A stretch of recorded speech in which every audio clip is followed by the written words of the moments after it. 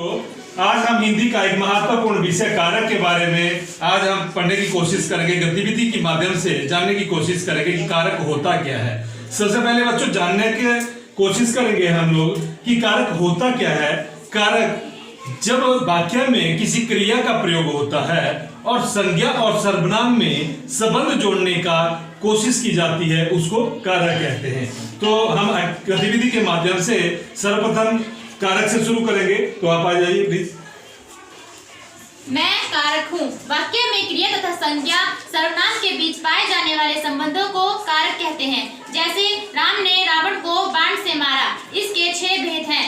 कर्ता कारक, कर्म कारक, कारण कारक, संप्रदान कारक, अपादान कारक, अधिकरण कारक।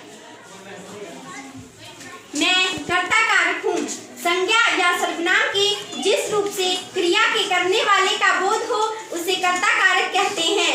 इसमें कारक कर्ता है, प्रसर्ग इसमें ने है। वाक्य प्रयोग माणिक ने आम खाए। इसमें ने कर्ता कारक के रूप में प्रयोग में आया है। मैं कर्म कारक हूँ। संज्ञा या सर्वनाम के जिस रूप पर क्रिया का प्रभाव या फल पड़े उसे कर्म कारक कहते हैं। उदाहरण के लिए अध्यापक विद्यार्थियों को पढ़ा रहा है।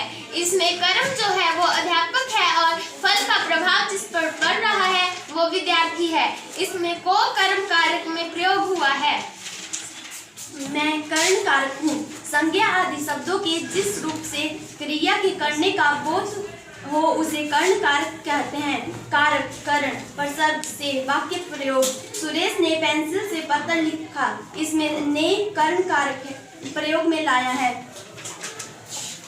मैं संप्रदान कारक हूँ। वाक्य में प्रयुक्त कर्ता जिसके लिए कोई क्रिया करे उसे संप्रदान कारक कहते हैं। कारक संप्रदान प्रसर्ग को ए के लिए वाक्यान कारक के लिए प्रयोग में आया है। मैं अपादान कारक हूँ। संज्ञा के जिस रूप में एक वस्तु का दूसरी से अलग होने या निकलने का बोध हो उसे अपादान कारक कहते हैं। कारक अपादान प्रसर्ग से विभक्ति अलग होने में। वाक्य प्रयोग पेड़ से कई आम गिरे। इसमें से अपादान कारक प्रसर्ग में उपयोग में है और आम गिरना इसकी विभक्ति है। अनिल मथुरा से आज ही गया है। इसमें भी से अपादान कारक प्रसर्ग है और आज ही गया अलग होने की विभक्ति है। मैं अधिकरण कारक हूँ। संज्ञा के जिस रूप से क्रिया के स्थान, समय आदि के आधार का बोध हो सके उसे अधिकरण कारक कहते हैं। जैसे वाक्य प्रयोग मोहन कमरे में बैठा है।